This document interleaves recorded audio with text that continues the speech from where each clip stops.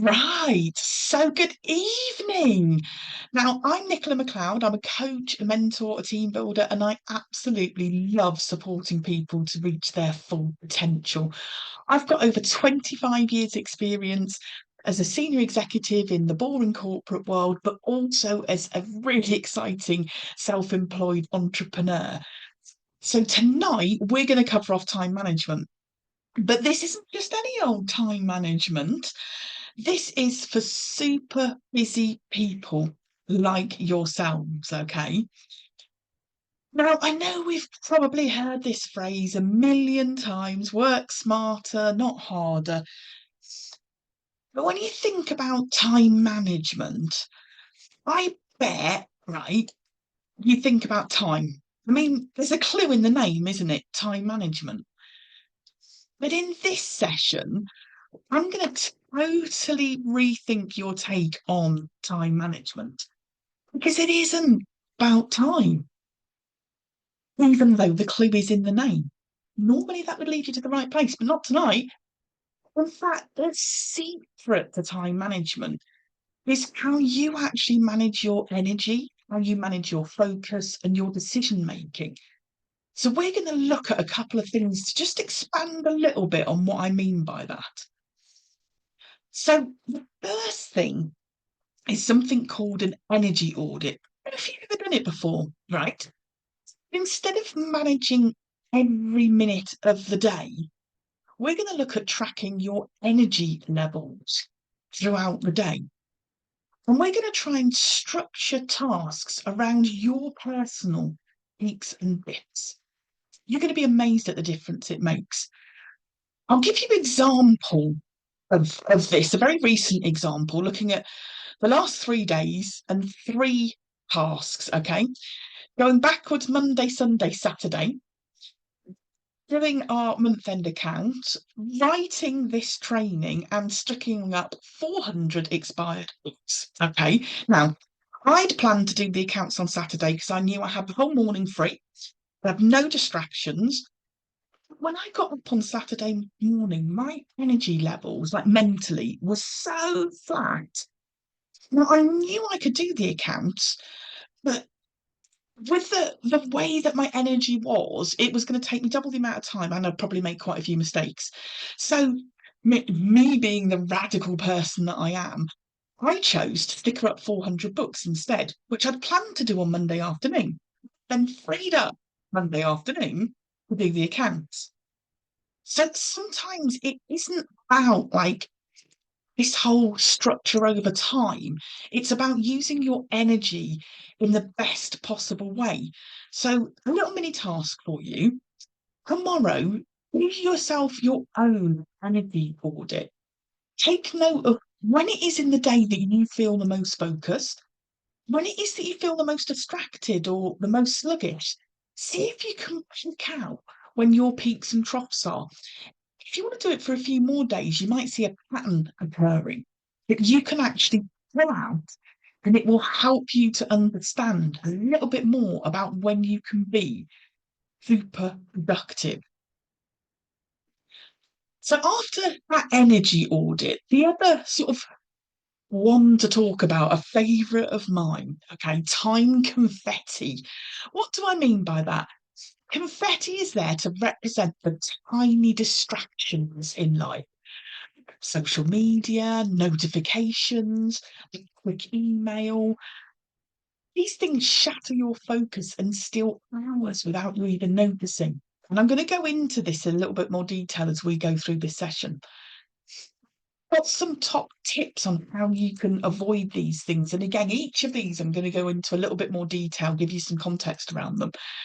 Make a conscious effort to try and avoid these little time confettis whenever it is that you need to be productive.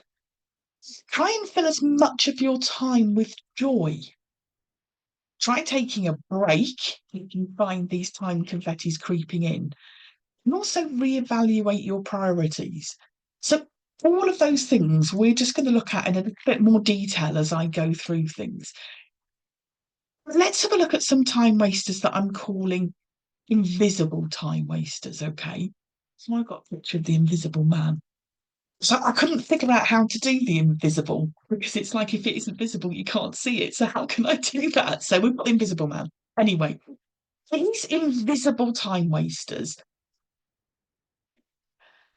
they fool you into thinking that you've not wasted any time at all. And that's why they're invisible, because they don't walk around with a big sign saying, I'm wasting your time. I've got some of them some labels, okay, to help us.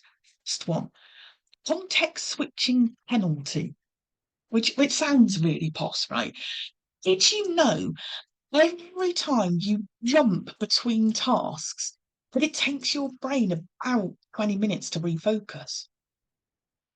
Doing a task, then answering an email mid-flow, it is going to take you time to get back into that task.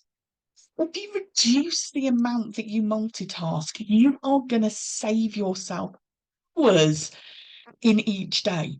So, a top tip on how to actually achieve this: pop your phone on silent when you're doing a really important task.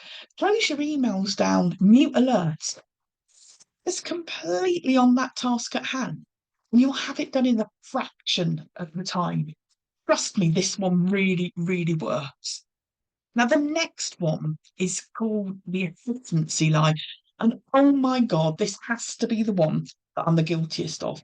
When I've had to work incredibly hard to retrain myself. Basically, the question to ask yourself is, are you really productive or are you just busy? I should have some kind of degree in being busy, right? But it's differentiating the difference between high impact work and low value work. And often those low value items, they tend to be things that we enjoy doing. They tend to be the things that bring us some pleasure. It's questioning yourself on, am I just being busy? And I know as somebody who's self-employed, it can be so easy to be super busy. But have you been working on those things that are going to have the biggest impact in the area that you're working on right now? Or have you been focusing, like I have in the past, on the things that sit in your comfort zone, that make you feel comfortable, that make you feel relaxed? So that efficiency lie, really good one to question yourself on. Next one, hyper responsive trap, right? For some reason, loads of people that I partner with, they think that they need to respond to things immediately. If an email comes in, if a message comes in, then you need to be on it and you need to answer it and you need to show how super duper helpful you are.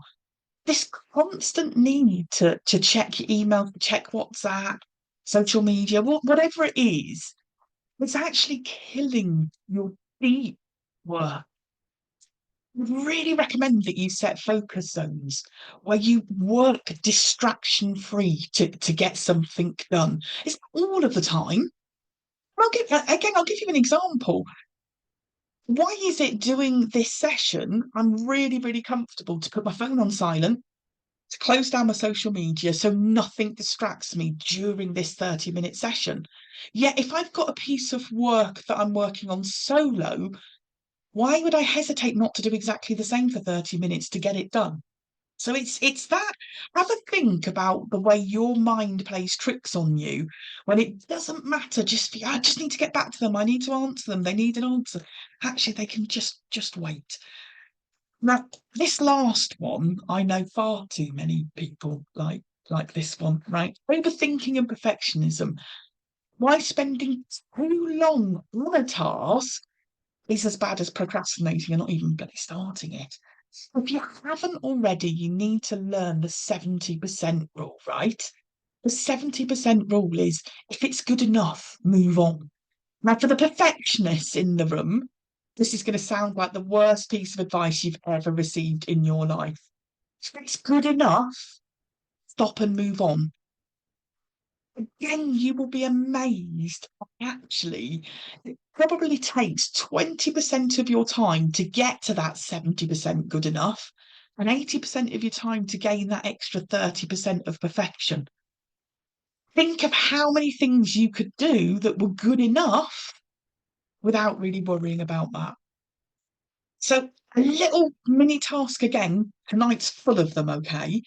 Identify one of these things that might be resonating a little bit more with you, should we say, and see whether you can have an impact on it today or tomorrow. That would be absolutely fantastic. Right. Time expansion tactic. I really like this picture. And I think it's a really posh title, but what it really means is getting more done in less time, okay? And as I've not actually mastered time travel just yet, I wanted to share with you some different techniques that I've used that really have helped me to get more done in less time. Okay, so we're just going to take them one by one. I've got 5 of them to take you through. Okay, the first one is called task layering. So this is when you combine something mindful and something mindless together. Okay, by mindful and mindless, I mean something you need your brain for and something you don't need your brain for. I'll give you an example. Now I'm using the 400 book a lot tonight, but it's fine. So I mentioned to you that I was stickering them up. That totally falls into the mindless. You don't need to think. You have a book, you put a sticker on it. You get the second book, you put a sticker on it, and we're repeating this until we get to 400, okay?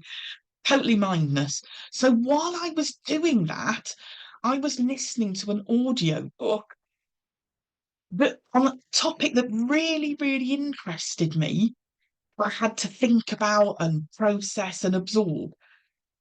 But to be fair, I needed so small a part of my brain to take book number 3 and put a sticker on it that I could do both of those things at the same time, task layering, one task on top of the other. Don't have books to put stickers on, highly plausible. Just think about other things that you do that are really mindless. If you've got a journey that you repeat really often, um, is there something, are you really good at exercising?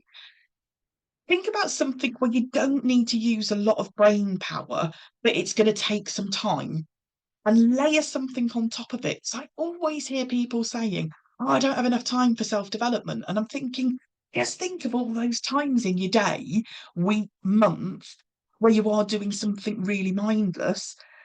You can crack through so much self-development in that time. So here's our second one, speed-based working. Now I had to look this one up. Parkinson's law, didn't get to the bottom of who Parkinson was, but I always think it sounds good if you say it's someone's law. Parkinson's law states tasks expand to fill the time that you give them. Now, I don't think that that's far stretched from the truth. So, if we think about the fact that most of the people listening to this session are self employed, therefore, basically, we have 24 hours in every day. Tasks will take as long as we allow them to take.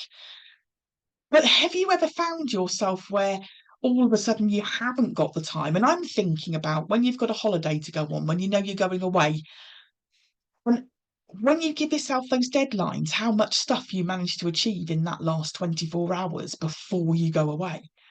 It's kind of using that feeling on a day-to-day basis. Think of how long you think it's going to take to do something and give yourself half the time. If you think something's going to take you an hour, allocate 30 minutes to get it done. You'll be amazed at how much more productive you will be. Mostly, I can guarantee, because you cut out the bleeding distractions of checking your WhatsApp and checking your emails and all of those things that expand it into an hour. But yeah, have a go at really cracking down on the amount of time that you think something should take. I love this one, 2 minute rule, right? It's really simple. It's not complicated. Won't take me long to explain. If it takes under 2 minutes to do it right now. Don't write it on your to-do list. Do it right now. Done, finished, over, task completed. Definitely one that works really well. Here's another one that really has me productive, okay? Criticize your workday. Reduce your decision fatigue. That's that whole, have I really got to decide what's for dinner tonight? I did it last night and the night before. That's decision fatigue, okay? Can't believe I've got to make another decision. Reduce that fatigue by planning tomorrow's tasks at the end of today. You'll find that tomorrow you get started so much quicker knowing what it is that you need to achieve. Now, while we're talking about those tasks for tomorrow, leads me very nicely into the rule of three. Instead of endless to-do lists, you've not come across these. They're the ones that we write the tasks on when we've just finished it so that we've got something to tick off our list, you know? So if I do it, you do it, right? So that we can feel hyper productive. Instead of having this really long list of things that you'd love to do and never get round to doing, identify three must wins per day. Three, the rule of three, really easy to remember. Three things that you're going to make sure that you accomplish tomorrow. Do that at the end of today. You will have a fantastic day tomorrow because you've only got three bloody things to do. And none of them are checking your social media emails or anything like that. None of them are. So, another mini task for you, pick one of these techniques and give it a go straight away. Whichever one you think, I can do that one, give it a go straight away and see whether it's something that you can incorporate as part of your routine. I'm whizzing through them tonight. This feels like it is totally action packed. So here we go with the time shield. Now, I'd had quite a bit of fun creating my little time shield picture. Things amuse me. This is about protecting your focus. If you remember at the beginning of this session, we talked about effective time management isn't about the clock. It's about your focus. So we're going to have a look at ways that we can protect your focus that's going to help you to be much, much more productive. Okay. So the first one, total favourite of mine, instead of your calendar being controlled by others, popping things into it, telling you where you need to be and what you need to do, block out time for either your deep work or stuff that's important to you. Okay. Especially at the time of day that you know that you're your most focused. So if you've carried out that audit of your energy, you've worked out that you're most productive between 11 and 12 in a day. That's when you seem to be hyper focused. Go into your calendar and block that time out to achieve things that are really, really important to you. The rest of the world will accommodate that. Because if they see that you're busy, they're not going to try and book a meeting in that time, and you will be super productive. It's your most focused time of the day. Give that one a try. You will be surprised. Inbox myth, right? Obsessing over emails, and whether it's emails or insert WhatsApp, social media, whatever it is, these types of tasks into 2 to 3 slots a day instead of checking them constantly. Think about, right, I'm going to check all of the different ways that people can communicate with me first thing in the morning. I'm going to do it just before lunchtime, and I'm going to do it just before I finish for the day. Don't check them at any other time because that's plenty of time for you to be able to get back to somebody. Think about it. When you contact other people via email, messenger, WhatsApp, whatever it is, you don't really expect an instant reply. You're kind of okay with the fact that they're going to get when it's convenient to them. It'd be really nice if it would be in the next few hours. Well, if you're doing 3 slots a day of checking in on yours, the likelihood is it will be within a few hours and the world won't fall to pieces. So, really good one to try that one. Oh, keep saying like all of them are my favourite, aren't they? This one, totally and utterly, right? Do not disturb policy. You need to, if you don't already, Set clear availability rules and communicate these boundaries to everybody. I protect the start of my day, okay? I communicate with anyone who'll listen. I'm not available before 10 a.m. You speak to anybody who works with me, I'm not available before 10 a.m. In fact, if anyone gets a call from me before 10 a.m., the conversations always starts with the person on the other side going, it's not 10 a.m. yet, because I communicate it so clearly. I'm not actually in bed asleep until 10 a.m. That's not why I do it. It's a precious part of the day to me to basically get my shit together. It's really, really precious. I've learned it's not where I have high energy before 10 a.m. So I want to do all of the housey stuff that needs doing, looking after the animals, taking the dogs for a walk, maybe going for a run, thinking about housework and definitely not doing it because that's not going to happen. Also, really being able to make sure if I've got some really critical thing that I want to do, I know that I can get that done before 10 a.m. and the world doesn't expect me to be present before 10 a.m. Do not disturb policy is rigid for me. I won't book a call in before then. I won't book an appointment in before then. I won't book anything in before 10 a.m. So I know I've got that time to be able to live my life in the way that I want to in that time. So if you don't already have a do not disturb policy, I really recommend that you get one in place. It's going to be different for every person with the way that you live your life, but one in place, it is really powerful. And the last one, create some default responses, okay? Whatever role it is that we are in, you're going to have some very frequently asked questions because that's the nature of whatever it is you're an expert in. So have pre-written replies for those frequently asked questions. Use a notes app on your phone or something like the boards app. It saves you so much time by having the top 10, the top 20 most asked questions or most asked for piece of information at your fingertips. It's honestly saves you hours never having to go and look at stuff. One that's really, really worked for me is Linktree. And I know it's been around for a long time, not really got the purpose of it. I know it's for sharing links until I set it up as my own little place to keep all of my links. You're welcome to go and have a nose at it. It's linked. So I'm going to type it in the chat because then I can spell it out.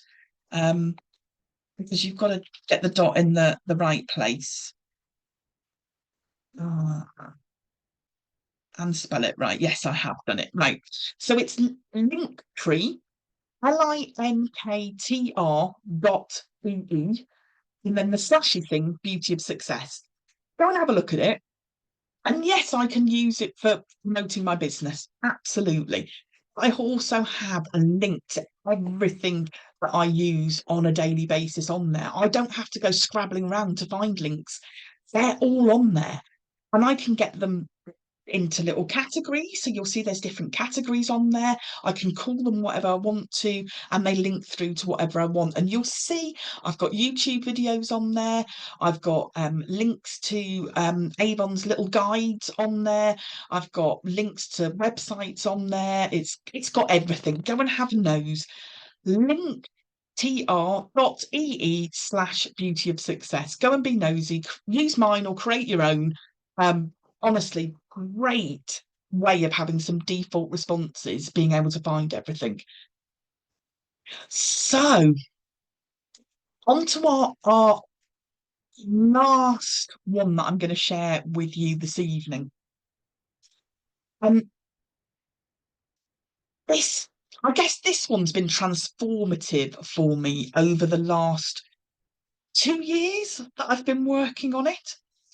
I've been so guilty in the past of being incredibly busy. In fact, probably super proud of working incredibly long hours, like a badge of honor. Like, look how hard I work. Ridiculous. I knew I needed to change. And these are some things that have really, really helped me to switch my mindset, then also take actions that have made a difference. And the first thing is really understanding that busy doesn't equal being productive. At the end of the day, we all need to get shit done so that we can live our best lives. Being busy doesn't always mean that we're actually achieving anything. So start measuring your success by your output and not the number of hours that you've worked. Sticking with the 400 books, because I'd hate you to miss them, no one cares, me included, how long it took. What actually matters is that 400 books had stickers put on them. It's not focusing around, I spent 2 hours stickering books today. The only important thing is that 400 books ended up with a sticker on them. And this is why I chose to listen to an audiobook at the same time, to keep me focused in the task and get that task done as quickly as possible, because I had a life to live.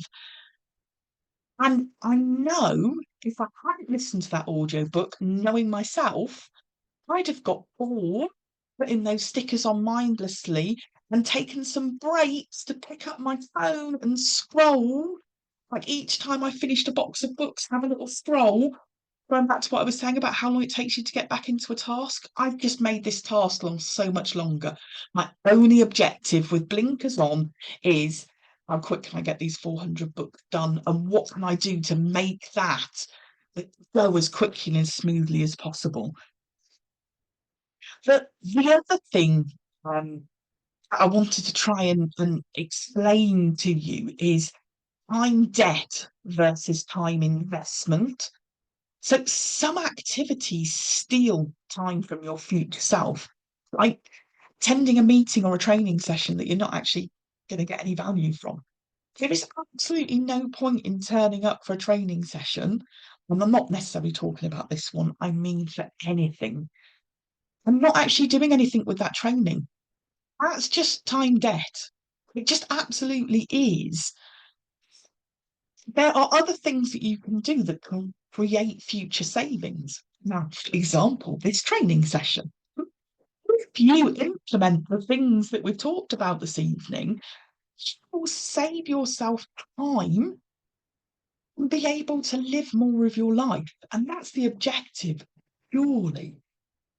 The last one that I've employed that has worked so well for me is the power of enough. Set yourself clear limits on work, social media, and meetings so that your personal time isn't stolen. In fact, I've changed this to be a new currency for myself. Will this task add more value than me spending time out walking with the dogs? Sometimes the answer is yes, in which case I do it. But I absolutely love it when the answer's no. Because you need to make sure that what you're doing is absolutely adding value. And as opposed to that task, you've got something you really enjoy that you could do instead. So it's a power of thinking, is this actually going to add enough value for me to make it worthwhile? Rather than that, just I'm being busy. Feel like I ought to be busy. Actually, one of my commitments to my mentor for 2025 is I'm actually going to spend less time physically working this year than any other year of my life. Yet I also know I'm going to be more productive than I've ever been. And it is by employing these things that I've shared with you. Some of them I've already cracked and I'm really good at. Some of them I'm still pushing myself through to get myself to be really, really good at them. But seriously, life is for living, not for working. It really isn't. So thank you so much for your time. I'd really love to know what one thing is that you're going to do this week that is going to be more effective with your time. If you want to type it in the chat box, that would be fantastic. I do have a 7-day challenge. There's a free PDF that you can get your hands on. Time management for busy people, the 7-day challenge. Just drop me an email at nichola@beautyofsuccess.co.uk and I will send that out to you. It'll be out to you this week. So far, I'm really proud of myself. This will be the third free PDF, and so far, everybody's got the one that I said that they were going to have, which is fantastic. Our next session is going to be titled Turning Fuel into Fire. I think I've got that wrong. See, I proofread this before tonight. Our next session is Turning Fear into Fire, I think. I'll quote myself on that. So thanks so much for joining. Hope you got a lot from the call this evening.